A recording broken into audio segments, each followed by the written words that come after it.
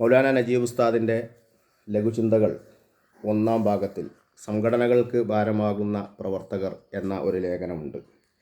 2001 ഫെബ്രുവരി മാസത്തിലാണ് ബുൽബുൽ മാസികയിൽ ഈ ലേഖനം വന്നിട്ടുള്ളത്.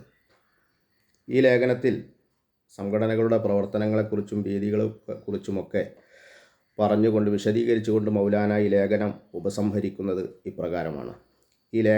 ഈ ഭാഗം വായിക്കുന്ന ഭാഗം ശ്രദ്ധിച്ചാൽ, അതുപോലെ തന്നെ ഇക്കാലത്തെ നമ്മുടെ കേരളത്തിലെ മുസ്ലിം സംഘടനകളുടെ പ്രവർത്തന രീതികളും ശൈലികളുമൊക്കെ ശ്രദ്ധിച്ചാൽ ഇപ്പോഴും ഈ പറയുന്ന കാര്യങ്ങൾ പ്രസക്തമാണ് എന്ന് എല്ലാവർക്കും ബോധ്യപ്പെടും.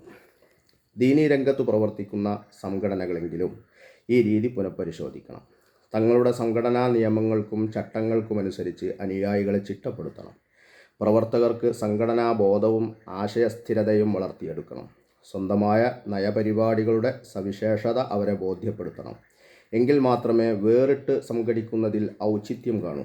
ദീനിൻ്റെ ഉയർച്ചയ്ക്കും വളർച്ചയ്ക്കും വേണ്ടി താന്താങ്ങളുടെ ശൈലിയിലും വീതിയിലും പ്രവർത്തിക്കാൻ കഴിയൂ.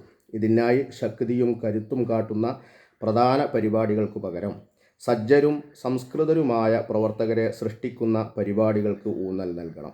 സ്വന്തം സംഘടനാ പ്രവർത്തകർക്കിടയിലെന്ന പോലെ സഹോദര സംഘടനകളോടും പ്രവർത്തകരോടും സുജനമര്യാദയിൽ വർത്തിക്കുന്നതിൻ്റെ ആവശ്യകതയും രീതികളും പഠിപ്പിക്കപ്പെടണം.